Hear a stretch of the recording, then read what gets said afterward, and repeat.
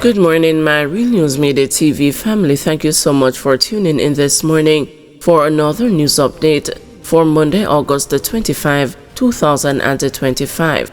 And I'm wishing for everyone a wonderful and a productive day. And in the news this morning, double killing jolts a rural St. Andrew community. A pile of gloom fell over the afternoon in the rustic community of Mount James in St. Andrew yesterday as the bodies of two men, one on the ground and the other in a stream, lay lifeless. They were killed hours apart in an apparent murder and vigilante justice attack, which has since sent tongues wagging. Sounds of wailing could be heard in the bushes where Gregory Henry, a chef affectionately called the Trappy, was covered with a cloth. "Gregory, I never know it's the last time I would see you. Gregory gone," a relative of the deceased said as she was being consoled by a family friend. The police were on hand to safeguard the scene, which was nestled in the hilly terrain. About 800 meters from there, police also had watchful eyes on the scene where Henry's alleged killer was found in a stream. His identity has not yet been ascertained. The news understands that sometime after 11 a.m., Henry was attacked in a section of the community known as Water Lane. He had a chop wound to his head and upper body. An angry mob reportedly went in search of the suspect, believed to be mentally ill, and he was set upon. Information reaching the news suggests he was shot and chopped. "A hard-working man was killed. Trappy never deserved that. Man have him children them a live for. The next one to come from up here, him come here. The people them vex over it," a resident told the news. "You cannot come from bout you come kill man we born here and grow here. The people them hunt him down and him don't know the bush like who live up here. When the police they trap his scene, them catch the killer and deal with him. The police them didn't hear and had to call for backup," a resident with knowledge of the incident told the news. The St. Andrew North Police Division recorded a deadly and bloody day on Sunday, as there was also a gun murder in Florence Hill, Lawrence Tavern. An unidentified man was shot and killed in that incident sometime after midday, marking 3 killings within 2 hours in the division. The police division recorded a 50% decline in homicides as at August 16. 22 murders were committed since the start of the year, when compared to 44 for the similar period in 2024. The Constant Spring Criminal Investigation Branch is probing all the incidents. Several rushed to hospital after Manchester crash. The police were yesterday at a crash scene on the Winston Jones Highway in Mandeville, Manchester. The details surrounding the crash are unclear at this time. However, authorities have confirmed that multiple individuals were rushed to the hospital. Their conditions remain unclear. Reports indicate that one of the vehicles involved in the crash caught fire. Concern raised about absence of sign language interpreter at a political debate. Members of the deaf community have expressed a concern that no sign language interpreter was provided during Saturday night's political debate on social issues, leaving them unable to follow the discussion. In a debate about social issues, one social issue stood out: the exclusion of the deaf community.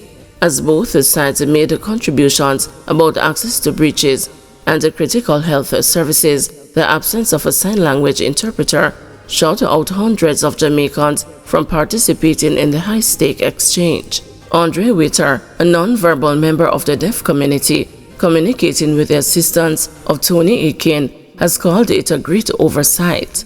Everybody's at the dining table and we're not allowed to eat. We have to wait until other people are eating, and whatever scraps are left, that's what we're fed.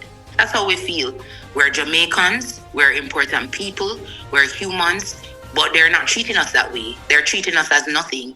Even though the JDC already let everyone know at the beginning of the debates, the reason behind it is because they can't control the circumstances.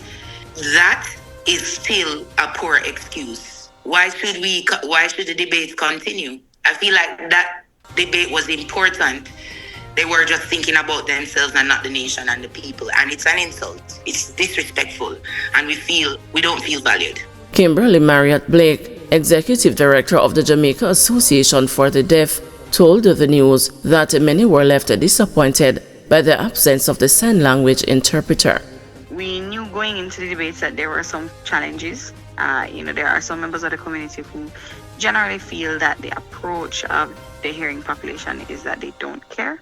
And so you do still have some individuals who feel, okay, this is one just additional thing in an confirmation of the population not caring. We recognize and appreciate that there are a limited number of interpreters on the island, and that there are a number of different issues that could cause there to be, for whatever reason, interpreters not being available, or individuals choosing to not work with specific interpreters. The Debates Commission, responding to the outrage, said it had been in discussions with the deaf and hearing impaired community through various bodies to secure interpreter services since early May. It says that those discussions continued up to less than 4 hours before the debate without success. The JDC says it remains committed to providing sign language interpretation for future debates and will continue to use its best efforts to secure an acceptable arrangement. Dog allegedly shot by politician's bodyguard. A corporate area family is demanding justice after their dog was allegedly shot inside their yard by the bodyguard of a politician who visited them earlier this month. The 2-year-old mongrel, who recently had 6 puppies, were left bleeding with a swollen neck from the gunshot wound while her whimpering puppies slept. The mother of the dog's owner said her son told her that people came to the house, but she was in the bathroom. "Me tell them not come any further because the dog will bite them. And me go inside now to put on some proper clothes when me hear the shot bust. My son run out and tell me, Mommy, the man shoot the dog." She said that when she rushed out, still wrapped in a towel, she was greeted by the horrifying sight of her dog in blood all over. I turned to the gentleman and I asked him, "Say you are a police?" He don't answer. She told the news. "Look how you come in the yard and come and shoot my dog. He just walk away." The woman said that after the politician and the entourage left, the dog was fluttering in its own blood. "We did have to look where the shot was, and we put pressure upon it and tie it down. That time them gone long time, and nobody wanted to carry the dog in their car.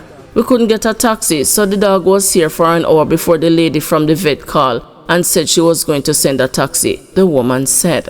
The dog was eventually treated at a clinic, but the bills quickly mounted. The dog's owner, Kim, said the family has already spent $52,000 and the money offered by the individuals involved is insufficient. "This is not for me because they came in my yard and shot my dog, and I have to foot the bill. It is very hard as a young mother already," said Kim. She said the dog is no ordinary pooch. "She grew by me and she followed me everywhere. She followed me to the bus stop in the morning time, so she's not just a dog to me. She's a kind of family for me. She comes like a security for me." Kim said the dog has not been the same since the shooting. "Normally she would be down at my mommy yard, but from what happened, she just come up to my home and sleep there." Kim's mother said her young son, who witnessed the shooting, cried endlessly and has struggled to sleep since.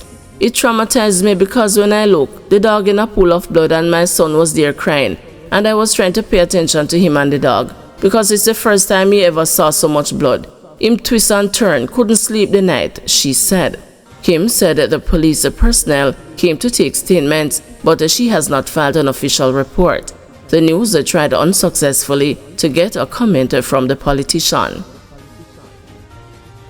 Guys, thanks for watching. Please join us this afternoon at 2 p.m. for another news update.